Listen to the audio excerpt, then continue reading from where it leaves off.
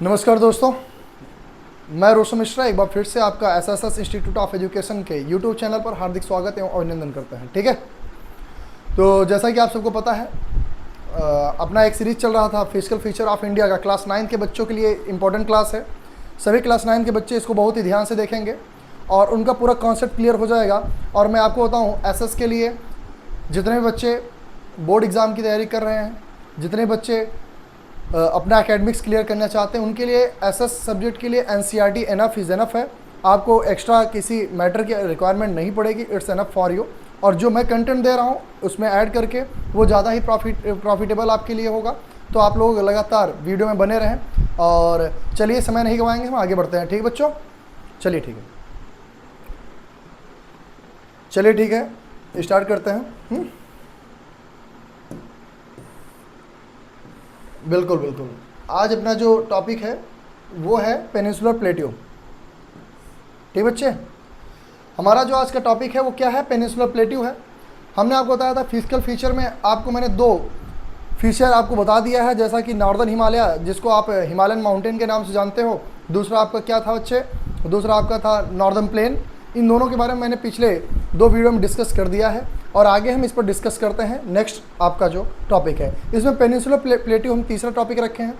आपके यहाँ जो भी पठारी रीजन है, प्लेट्यू रीजन है, उसके बारे में बात करेंगे और कौन कौन से हैं, जैसा कि मैं आपको ऐसे रेंडमली एक बार बता देता हूँ। जानते रहिएगा कि जो पेनिनसुलर प्लेट्यू है वो दो, जैसे अगर हम नॉर्दर्न साइड में बात करते हैं तो एक सेंट्रल हाईलैंड है और साउदर्न में बात करते हैं डेक्कन प्लेट्यू है। ठीक है, और इन दोनों के बारे में हम लोग डिस्कस करेंगे अच्छे से। ठीक है बच्चे, जहां आपको दिक्कत होगी आप कमेंट बॉक्स में कमेंट छोड़ दीजिएगा और हमारी टेक्निकल टीम आपको आपकी क्वेरीज को सॉल्व करके बता देगी। ठीक है बच्चे, चलिए आगे बढ़ते हैं। क्या है? The peninsular plateau is a table land compose of the old crystalline, igneous and metamorphic rocks. Okay, पहली बात ये जानिएगा, अगर हम एक रेंडमली स्ट्रक्चर की बात करते हैं, प्लेट्यू कैसा होता है, तो उसके बारे में हम बात करेंगे, आपको बताएंगे। जैसा कि हम जानते हैं पहाड़ का जो स्ट्रक्चर कुछ ऐसा हमको दिखाई देता है, बट हम जब बात करेंगे प्लेट्यू की, तो प्लेट्यू आपको ऑन द टॉप पर क्या होगा? फ्लैट होगा। ठीक है, ऐसा कुछ स्ट्रक्चर आपको देखने को मिलेगा। ठीक बच्चे, और बताया जा रहा है ये मेटामॉर्फिक रॉक्स है, इग्नियस और ओल्ड क्रिस्टलाइन से मिलकर बना हुआ है। हम बात करेंगे it was form due to the breaking and drifting of the Gondwana land and thus making it a part of the oldest land mass. ध्यान दीजिएगा, हम बताते हैं अपने अगर इंडियन सब कॉन्टिनेंट की बात करते हैं बच्चे, तो इंडियन सब कॉन्टिनेंट गोंडवाना लैंड का, खास करके साउदर्न पार्ट जो आपको देखने को मिल रहा है बच्चे, ये गोंडवाना लैंड का ही पार्ट है। ठीक बच्चे, हम आगे बात करेंगे इस पर। चलिए, the plateau has broad and shallow valleys and rounded hills. अच्छा, यहाँ पर भी आपको हिल्स देखने को मिलते हैं, वैलीज देखने को मिलते हैं। तो इस पर हम चर्चा करते हैं आगे। हाँ, क्या है? The peninsular plateau consist of two broad division, namely कौन कौन सा? जैसा कि मैंने अभी आपको बताया, एक है आपका central highland and the Deccan plateau. हमने आपको अभी बताया ना कि दो साउदर्न साइड में अगर हम बात करते हैं, साउदर्न साइड में बात करते हैं तो आपका वो डेक्कन प्लेट्यू है, और नॉर्दर्न साइड में अगर हम बात करते हैं तो आपका वो सेंट्रल हाईलैंड। इन दोनों से मिलकर के आपका पेनिनसुलर प्लेट्यू बना हुआ है। चलिए हम आगे बात करते हैं बच्चे, क्या है आगे देखिएगा।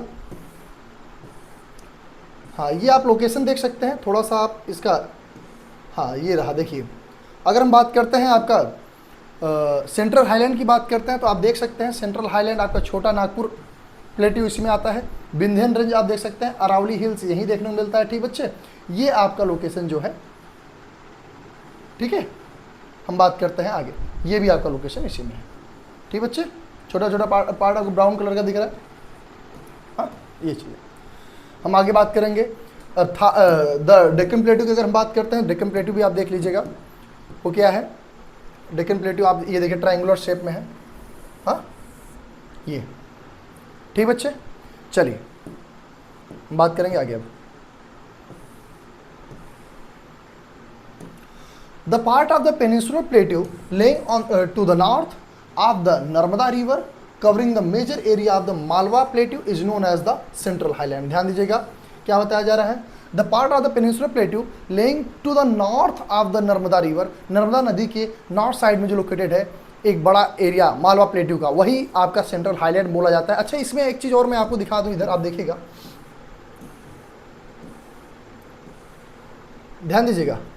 छोटा नागपुर प्लेट्यू ठीक है, छोटा नागपुर का रेंज और इधर मालवा प्लेटू, ठीक है, अरावली रेंज के जस्ट बगल में यहाँ पर आपका मालवा प्लेटू पड़ता है, ठीक है। अगर हम बात करते हैं ये, ठीक है, विंध्यम पर्वत जस्ट आप बोल सकते हो अदर साइड, नॉर्थ साइड, ठीक है, और छोटा नागपुर के जस्ट नॉर्थ वेस्टर्न साइड में, ठीक है, ये आपका मालवा प्लेटू का रीजन है। हम बात करेंगे आगे की।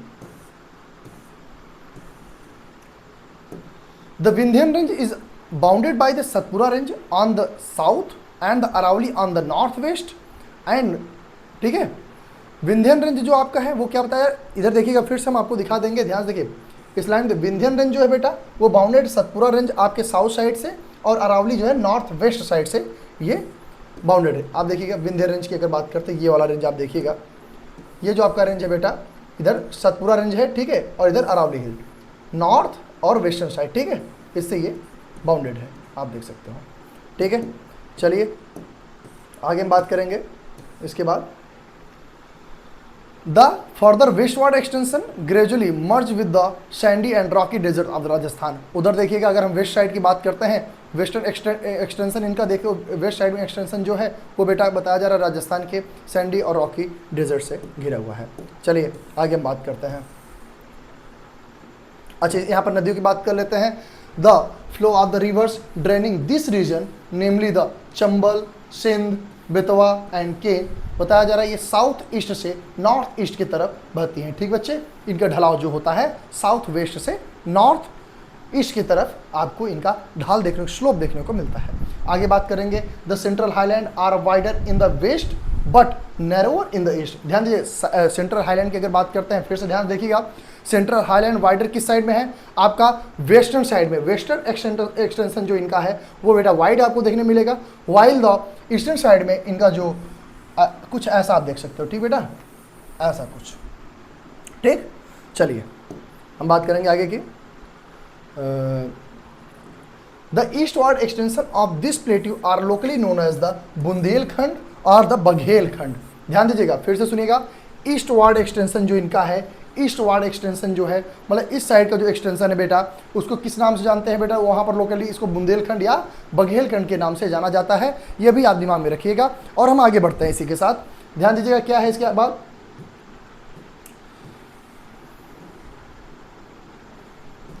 The Chota Nagpur plateau mark the for eastward extension drained by the Damodar river. ध्यान दीजिएगा, बताया क्या जाए, छोटा नागपुर एक्सटेंशन किधर है आपका, ईस्ट वार्ड में छोटा नागपुर एक्सटेंशन मैंने अभी आपको दिखाया था मैप पर, आप फिर से एक बार रिवाइंड करके देख लीजिएगा, आपको दिख जाएगा। The Deccan plateau is a triangular land mass that lies to the south of the Narmada river. Narmada नदी के साउथ साइड में आपका डेक्कन प्लेट्यू लोकेटेड है। और ध्यान दीजिए, ट्राइंगुलर शेप इनका हमको देखने को मिलता है, ठीक बच्चे, कैसा, कुछ ऐसा, ये और ऐसा, ठीक है बच्चे, ये आपका triangular shape. The Satpura range flanks its broad base in the north, while the Mahadev, the Kaimur hills and the Maikal range form its eastern extension। ध्यान दीजिएगा, अगर हम बात करते हैं डेक्कन प्लेट्यू की तो बताया जा रहा है यह नॉर्थ साइड में सतपुरा रेंज तक, ठीक है, while the Mahadev and Kaimur hills and Maikal range form it's eastern extension. अगर ईस्टर्न एक्सटेंशन की हम बात करते हैं, इस साइड की बात करते हैं, पूरब साइड की बात करते हैं, तो बताया जा रहा है the Mahadev, Kaimur, the Maikal range जो है यहाँ का बताया जा रहा है ईस्टर्न एक्सटेंशन आपका माना जाता है। फैलाव, एक्सटेंशन का मतलब फैलाव, ठीक है। चलिए हम आगे बात करते हैं। The Deccan plateau is higher in the west and slope gently eastward. Deccan plateau क्या बताया जा रहा है, वेस्ट साइड में ये हायर है, मतलब अगर एल्टीट्यूड की बात करते हैं वेस्टर्न साइड में इनका एल्टीट्यूड ज़्यादा देखने को मिलता है और इनका जो स्लोप होता है वो ईस्ट वार्ड की तरफ हमको देखने को मिलता है, ठीक है। अगर बात करते हैं वेस्ट साइड में, तो वेस्ट साइड में इनका जो है आपका एल्टीट्यूड जो है, एल्टीट्यूड वेरिएशन ज़्यादा है। और हम बात करते हैं इनके स्लोप की, तो समथिंग लाइक दिस, ओके, ऐसा कुछ, ठीक है। इस पर हम आपको दिखाते हैं, शायद आपको क्लियर हो जाए, ठीक है। वेस्ट साइड से ऐसे कुछ मान लीजिए, ऐसा कुछ, ठीक है बेटा, समथिंग लाइक दिस। उसके बाद हम बात करते हैं क्या बताया जा रहा है, an extension of the plateau is also visible in the north east locally known as the Meghalaya Karbi Anglong plateau and the north Cachar hills, okay. It is separated by the fault of the Chota Nagpur plateau. ये किसके कहाँ से separated है? छोटा Nagpur plateau से इसको separate, मतलब छोटा नागपुर प्लेट्यू जो इसको सेपरेट करता है, ठीक है। लेकिन वो आपके डेक्कन प्लेट्यू का ही क्या है बच्चे? पार्ट है, डेक्कन प्लेट्यू का ही पार्ट है। चलिए 3 प्रोमिनेंट हिल रेंजेस यहाँ की जो हैं उसके बारे में जान लीजिएगा। क्या क्या है? वो आपके गारो, खासिया और जयंतिया हिल्स यहाँ के वेस्ट टू ईस्ट की तरफ इनका जो है प्रोमिनेंट हिल रेंजेस देखे जाते हैं, ठीक, वेस्ट से ईस्ट की तरफ, ठीक है। आगे हम बात करेंगे।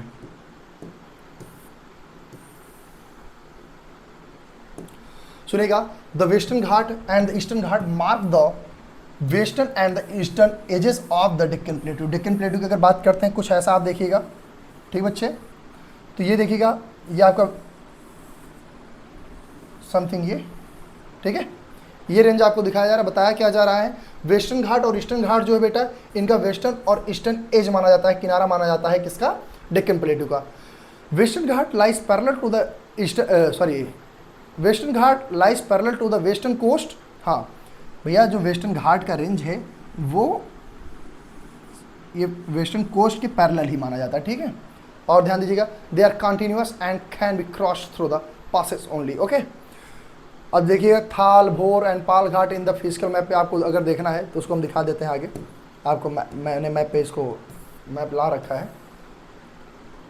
ये देखिए, आपका थाल घाट, भोर घाट और पाल घाट जो आपका है, ये आपके इंडिया के फिजिकल मैप पे आप देख सकते हो, ठीक बेटा। ये पूरा मैप नहीं है, आप ध्यान दीजिएगा। हमने केवल उनका लोकेशन आपको दिखाने के लिए एक छोटा सा मैप का कटआउट लिया है, ठीक है बच्चे, जिससे आपका पीडीएफ बहुत ज़्यादा बड़ा ना हो, इसलिए मैंने छोटे में ही इसको रखा है। चलिए हम आगे बात करते हैं इसको।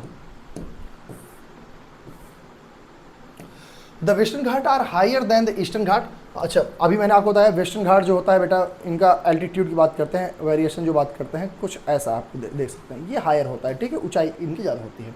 There average elevation is 900 to 1600 metre as against of the 600 metre of the eastern Ghat. ध्यान दीजिए, ईस्टर्न घाट में अगर इनका एक्सटेंशन की बात करते हैं, ये समथिंग देखिएगा, तो इनकी ऊंचाई जो है ये बेटा बताया जा रहा है कितना, समथिंग लाइक दिस, और इनका something like this.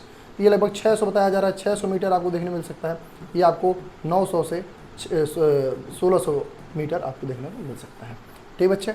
The eastern Ghat stretch from the Mahanadi valley to western. Eastern Ghat की अगर बात करते हैं, महानदी वैली से लेकर के वो कहाँ तक फैला हुआ है? Nilgiri of the south, south के नीलगिरी तक ये फैला हुआ है। हम बात करेंगे, थोड़ा सा और आगे बढ़ेंगे। The eastern Ghat are discontinuous and irregular and dissected by the rivers drain into the bay of Bengal. ध्यान दीजिएगा, अगर हम ईस्टर्न घाट की बात करते हैं, वो कंटिन्यूअस इनके घाट आपको देखने को नहीं मिलेंगे, क्योंकि बीच बीच में नदियाँ जो है इनको काटते हुए बे ऑफ बंगाल में जाकर गिरती हैं, जिस वजह से ये कंटिन्यूअस आपको देखने को नहीं मिलते हैं, ठीक है बच्चे। चलिए हम बात करेंगे। The western Ghat cause orographic rain by the facing the rain bearing moist wind to rise along with the western slope of the Ghat. Next one की बात अगर हम करते हैं, the western Ghat are known as the different local names. हम चलिए आगे बढ़ेंगे।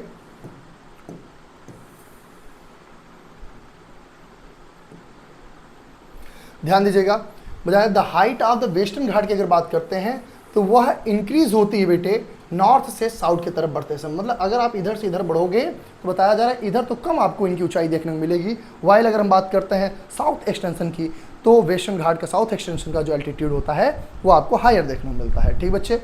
चलिए, the highest peak include the Anamudi, लगभग ये कितना है आपका 2695 मीटर्स। एंड द डोडा बेटा की बात करते हैं, ये कितने हैं बेटे?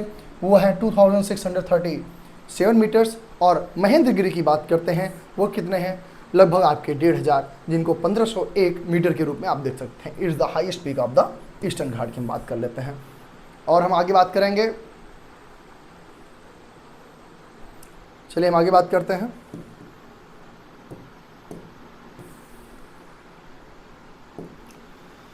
Shevaroy hills and the Javadi hills are the located to the south east of the eastern घाट।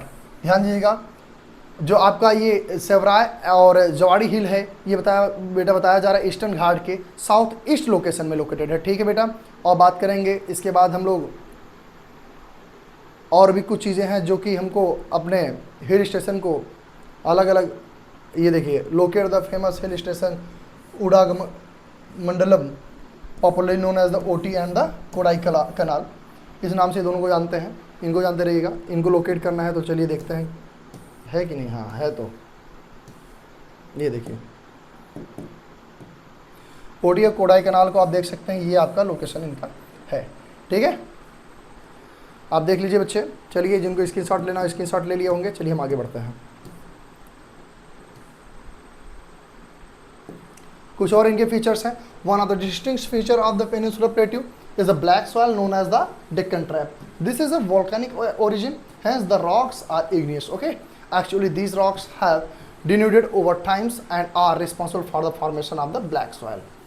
ठीक है, ब्लैक सॉइल के ओरिजिन के लिए भी ये रिस्पॉन्सिबल माने जाते हैं। चलिए,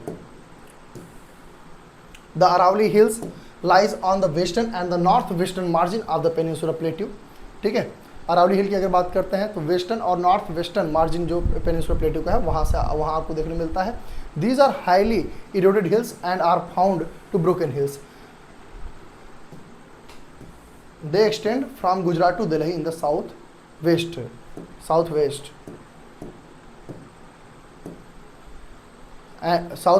नॉर्थ ईस्ट डायरेक्शन में। ठीक है, अब हमारा जो अगला टॉपिक है बच्चा वो है आपका द इंडियन डेजर्ट। अब हम लोग बात करेंगे अपने यहाँ रेगिस्तानों के बारे में बात कर लेते हैं। ये आपके फिजिकल फीचर का चौथा आपका फीचर देखने को मिलता है। तो चलिए इसके बारे में हम लोग चर्चा कर लेते हैं बिना समय गंवाएं। चलिए आगे बढ़ते हैं। क्या दिया गया बच्चे, ध्यान सुनिएगा, इसके बारे में देखिएगा। The Indian desert like toward the western margin of the Aravali hill. Aravali hill अभी आपने देखा था बच्चे, अरावली हिल के वेस्टर्न मार्जिन पे आपको ये देखने को मिलता है आपका डेजर्ट वाला लोकेशन। ठीक है, जिसको रेगिस्तान के नाम जानते हो आप लोग। चलिए, it is an undulating sandy plain covered with the sand dunes. अच्छा, सैंड ड्यून क्या होता है बच्चे, आप ध्यान दीजिए। सैंड ड्यून किसे कहते हैं? तो सैंड ड्यून आप एक समझिएगा, जब रेगिस्तान में हवाएं चलती हैं, ठीक है, डस्ट स्टॉर्म आपको जैसे अगर हम राजस्थान की बात करते हैं, खास करके सैंडी प्लेस पे अगर बात करते हैं, तो वहाँ पर आपको डस्ट स्टॉर्म देखने को बहुत कॉमन है डस्ट स्टॉर्म देखना। ठीक है, उसके अलावा वो जो सैंड के डस्ट होते हैं बच्चे, जब स्टॉर्म आते हैं, मतलब नॉर्मल स्टॉर्म, ऐसा नहीं बहुत भयावह नहीं, ठीक है, तो वो क्या करते हैं अपने साथ सैंड, भाई जो बालू है सैंड जिसको आप बोलते हो, वो उड़ करके एक प्लेस से दूसरे स्थान पर जाकर एक टीला का निर्माण करते हैं ना। वो जो टीला बनता है बच्चे, कहीं पर छोटा कहीं बड़ा। अच्छा, ये एक जगह स्टेबल नहीं होता है, फिर से आपका जो डस्ट स्टॉर्म आया, फिर वो वहाँ से उड़ाकर दूसरी जगह लेकर जाता है, तो छोटा छोटा टीला जो बन जाता है उसी को सैंड ड्यून के रूप में हम लोग जानते हैं। ठीक बच्चे, जानते रहिएगा, और आप लोग परिचित भी होंगे इस चीज़ से, आप लोग को प्रीवियस क्लासेस में ये सारी चीज़ें बताई गई होंगी। बात करते हैं, this region receives very low rainfall, approx कितना बताया जा रहा है, 150 mm पर ईयर। ठीक है, it has arid climate with low vegetation cover. Stream appear during the rainy season, soon after they disappear into the sand as they do not have enough water to reach the sea. ध्यान दीजिएगा, जब बारिश का समय होता है बेटा, तो वहाँ पर आपको जल की धाराएं देखने, स्ट्रीम देखने को मिल सकते हैं, वाटर स्ट्रीम आपको देखने मिलते हैं, लेकिन जैसे बारिश गया तो वो स्ट्रीम डिसअपीयर होना शुरू हो जाते हैं। ध्यान दीजिएगा, यहाँ पर जो नदी बहती है वो कौन सा है आपका, ये देखिए लूनी नदी। कौन सा रिवर? लूनी रिवर। ओके, चलिए ये आपका, हाँ देख लीजिए, थार डेजर्ट आपका डेजर्ट वाला जो लोकेशन है। अब ये देखिए पाकिस्तान में भी थोड़ा बहुत ये फैला हुआ है आपका। अगर हम बात करते हैं अपना जो ये डेजर्ट रीजन है, तो ध्यान दीजिएगा वो राजस्थान के पार्ट को तो कवर किया ही हुआ है, ध्यान पाकिस्तान के भी कुछ पार्ट को कवर करता है। ठीक है, ये थार डेजर्ट की अगर हम बात करते हैं। ठीक, चलिए क्लियर हुआ होगा। मैप पर मैंने आपको ये भी दिखा दिया। Birchens cover larger area, but longitudinal dunes become more prominent near the Indo-Pakistan boundary. Okay, if you visit Jaisalmer, you may go to see group of the Birchens. आप Birchens यहाँ देख सकते हैं। ठीक है, Birchens आप लोग परिचित होंगे। अब हमारा जो अगला टॉपिक है कौन सा बेटा, कोस्टल प्लेन की हम बात करेंगे। तो कोस्टल प्लेन अपना क्या है देखिएगा। The peninsular plateau is flanked by the stretch of the narrow coastal strip running along the Arabian Sea to the west and Bay of Bengal on the east. ठीक है, the western coast sandwiched between the western Ghat and the Arabian sea is a narrow plain. ध्यान दीजिएगा, अगर हम बात करते हैं Arabian सी और वेस्टर्न घाट के बीच का जो एक नैरो पतला सा एक जो आपका प्लेन देखने को मिलता है वही आपका कोस्टल प्लेन है बेटा। वो वेस्टर्न साइड में भी और आपको ईस्टर्न साइड में भी दोनों जगह आपको देखने को ये मिलेगा। ठीक बच्चे, चलिए हम आगे बात करते हैं। It consist of 3 section. अच्छा ध्यान दीजिए, वेस्टर्न साइड में अगर बात करते हैं कोस्टल प्लेन की, अगर हम बात करते हैं वेस्टर्न साइड में तो उसको 3 सेक्शन में, और अगर हम बात करते हैं ईस्टर्न कोस्टल प्लेन की अगर बात करते हैं तो उसे 2 सेक्शन में बांटा गया है। नेमली मैं उनको आगे आपको समझाता हूँ, आप लोग एकदम पॉइंट टू पॉइंट एकदम क्लियर करते चलेंगे, आपको समझ में आता रहेगा। ठीक है, कोई दिक्कत नहीं होगी।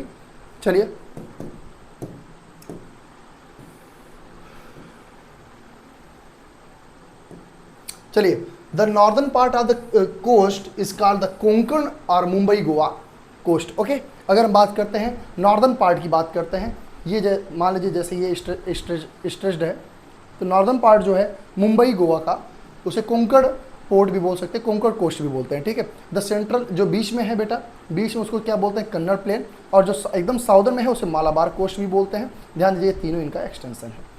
आगे बात करेंगे इनके अलावा,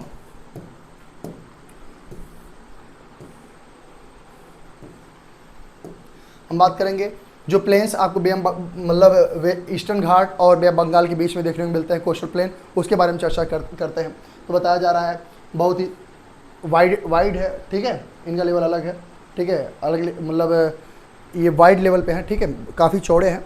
आगे बात करेंगे, in the northern part it is referred as the northern Circar while the southern part is known as the Coromandel coast. ठीक है, अगर हम बात करते हैं तो ये जैसे अभी मैंने इस साइड बताया वैसे ये आपका कोरोमंडल, ये आपका सिरकार। ठीक है, आगे बात करते हैं हम लोग। चलिए, अच्छा यहाँ पर नदियों की बात कर लेते हैं बेटा। तो large river such as the Mahanadi, Godavari and the Krishna and Kaveri, यहाँ पर आपको मतलब इस कोस्ट पे सबसे बेहतर डेल्टा का फॉर्मेशन जो बे ऑफ बंगाल में जाकर बनाती हैं। तो कौन कौन सी नदियाँ हैं, महानदी, गोदावरी, कृष्णा और कावेरी नदियाँ हैं। ठीक है, यहाँ पर चिल्का लेक जो है बेटा वो बहुत ही अच्छा इंपॉर्टेंट फीचर यहाँ का देखने को मिलता है, जो उड़ीसा में लोकेटेड है। ठीक है, उड़ीसा में लोकेटेड है बेटा, कौन सा, चिल्का लेक, जो ईस्टर्न घाट का अगर बात करते हैं ईस्टर्न कोस्ट की बात करते हैं तो बहुत ही बेहतर फीचर को दिखाता है। चलिए हम आगे बात करते हैं, आइलैंड की बात अब करेंगे हम लोग। चलिए, हाँ ये चीज़ देखिए, आपको भाई मेन लैंड के अलावा आपको आइलैंड भी देखने मिलता है, जिसमें से 2 आपके आइलैंड हैं, 2 ग्रुप हैं आइलैंड के, जो कि आप जानते हैं सभी लोग। आपके ये आइलैंड ग्रुप साथ ही साथ हमारे यूटीज़ के रूप में भी ये जोड़े जाते हैं। तो एक आपका जो वेस्टर्न साइड में साउथ वेस्टर्न साइड में आपको देखने को मिलता है, जो आपके अरेबियन सी में है, उसको लक्षद्वीप के नाम से जानते हैं बेटा, और बे ऑफ बंगाल में जो लोकेटेड है उसे हम लोग अंडमान एंड निकोबार आइलैंड के रूप में जानते हैं। ठीक है, इनके और भी सब पार्ट हैं। ठीक है, कई छोटे छोटे आइलैंड मिलकर के आइलैंड बने हैं। चलिए इन पर हम थोड़ा सा चर्चा करेंगे और आगे बढ़ेंगे। ठीक बच्चे, देखिए Lakshadweep island is a compose of the small coral island. Earlier they were known as Laccadive, Minicoy और द अमीनड्यू के नाम से ये जाने जाते थे। ये तीनों नाम आप ध्यान से सुन लीजिएगा। ठीक है, लक्काड्यू, मिनिकॉय एंड द अमीनड्यू के नाम से इसे जाना जाता था। लेकिन 1973 में बताया जा रहा है these were named as Lakshadweep. It cover small area the 32 square kilometre. कितने स्क्वायर किलोमीटर की बात बताई जा रही है, 32। Kavaratti island is the administrative headquarter of the Lakshadweep. Lakshadweep की अगर हम बात करते हैं एडमिनिस्ट्रेटिव हेड क्वार्टर, जैसे कि हमारे यहाँ कैपिटल, वो वहाँ का भी कवरत्ती जो है वो लक्षद्वीप के कैपिटल के रूप में जाना जाता है। इसको भी आप जानते रहिएगा। आगे हम बात करेंगे इसके अलावा, this island group has great diversity of the flora and fauna. The Pitti island which is, हम यहाँ पिट्टी आइलैंड के बारे में बात करते हैं।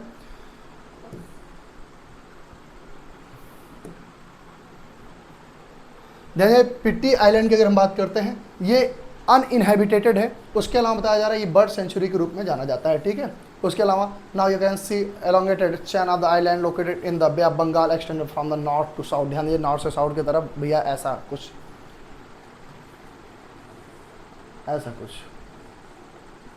ठीक बेटा, ऐसे आप देखोगे आपके मैप पर, ये आपको देखने को मिला होगा। अभी मैं अब फिर से मैप पर लेकर चलता हूँ, आपको दिखाता हूँ। ठीक बच्चे, चलिए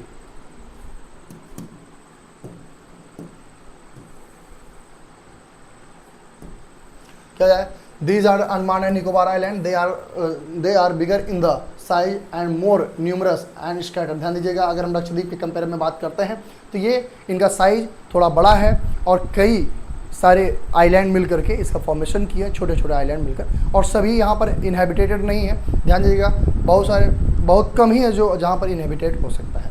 ध्यान दीजिएगा, उसके बाद बात करेंगे, the entire group of the island is divided into the two broad categories, the Andaman in the north and the Nicobar in the south के रूप में। It is believed that these island are an elevated portion of the submarine mountains. These island groups are a great strategic importance of our country for the country. There is a great diversity of the flora and fauna. यहाँ भी आपको flora fauna की diversity देखने मिलती है in this group of island too. These islands lie close to the equator and experiences equatorial climate and has thick forest cover. ये ध्यान दीजिएगा, जहाँ पर अच्छा खासा फॉरेस्ट आपको देखने मिलता है वहाँ पर आपको फ्लोरा और फौना की डाइवर्सिटी देखना स्वाभाविक है। तो आप जानते रहिए, हम आगे बात करते हैं। अब इन सब के बारे में थोड़ा सा और हम चर्चा करेंगे, ठीक बच्चे, क्या है आप जानते रहिएगा। थोड़ा सा कलर चेंज करते हैं भाई, ब्लू में आ जाते हैं। A detailed account of the different physiographic unit highlights the unique feature of each region. It will, however, be clear that each region complement the other and make our country richer in the natural resources. हम बात करते हैं, चाहे भाई हमारे जो भी physical features बताए गए हैं, दिखाए गए हैं, वो सब हमारे इंडिया को, चाहे मतलब अगर रिसोर्स के रूप में बात करते हैं तो बहुत ही ज़्यादा रिच बनाते हैं, बेहतर बनाते हैं। भाई आपको पता होगा, जो प्लेटियस रीजन है वो मिनरल्स के लिए बहुत ही अच्छा खासा, हमारा छोटा नागपुर प्लेटू, डेक्कन प्लेटू, ये सब जो है एक बेहतर मिनरल रिसोर्स अपने यहाँ क्या कंटेन करते हैं। और हम आगे बात करेंगे, the mountains are the major source of the water and forest. अगर हम बात करते हैं माउंटेन की बात करते हैं तो हमारे यहाँ फॉरेस्ट और वाटर की अगर बात करते हैं तो ये फॉरेस्ट एंड वाटर वेल्थ हमारे यहाँ मेंटेन करता है। द नॉर्दर्न प्लेन की अगर बात करते हैं, ये ग्रैंडरीज, हमारे देश की ग्रैंडरीज को मेंटेन करता है। They provide the base of the early civilisations, और ये हमारे प्राचीन सिविलाइजेशन को भी बताता है। साथ ही साथ बात करेंगे, the plateau is a store house of the minerals. Plateau जो है मिनरल्स के लिए स्टोर हाउस माना जाता है, which played a crucial role in the industrialisation of the country. ध्यान दीजिएगा, ये मिनरल से ही तो हमारे यहाँ इंडस्ट्रियलाइजेशन बेहतर तरीके से हो रही है, ठीक है। विदाउट मिनरल कैसे हम लोग ग्रो कर पाएंगे? Without mineral it will not possible, okay.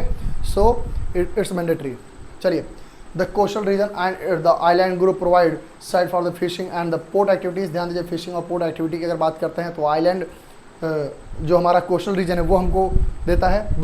साथ ही साथ बात करेंगे, दस the diverse physical features of the land have immense future possibilities of the development. ध्यान दीजिएगा, अगर डाइवर्सिटी नहीं होती तो हमारे यहाँ डाइवर्स रिसोर्सेज देखने को नहीं मिलते, और डाइवर्स रिसोर्सेज अगर हमारे पास नहीं रहेंगे तो बेटा हमारा डेवलपमेंट बेहतर नहीं हो पाएगा। इसलिए ये हमारे लिए बहुत ही प्रोमिनेंट माने जाते हैं, बहुत ही महत्वपूर्ण है। चलिए आगे बात करते हैं। आपका ये क्लास भी लगभग एंड के कगार पे है, तो आप जानते रहिए आपका क्लास शायद आज का आपका जो फिजिकल फीचर ऑफ इंडिया का जो सीरीज चल रहा था बच्चे, वो चैप्टर नंबर 2 ये डन हो चुका है। क्लास 9 के बच्चे इसको ज़ोरों शोरों से देखें, शेयर करें और आगे बढ़ें।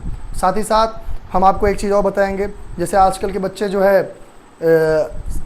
जैसे खास करके बॉयज़ की हम बात कर लेते हैं, बॉयज़ गर्ल्स जो भी हैं, थोड़ा सा यूथ थोड़ा सा इस पर ध्यान देंगे कि आप जो है सादा जीवन जिए तो ज़्यादा मज़ा आएगा, क्योंकि क्या है कि उलझा हुआ जीवन बहुत उलझा कर रखता है ना।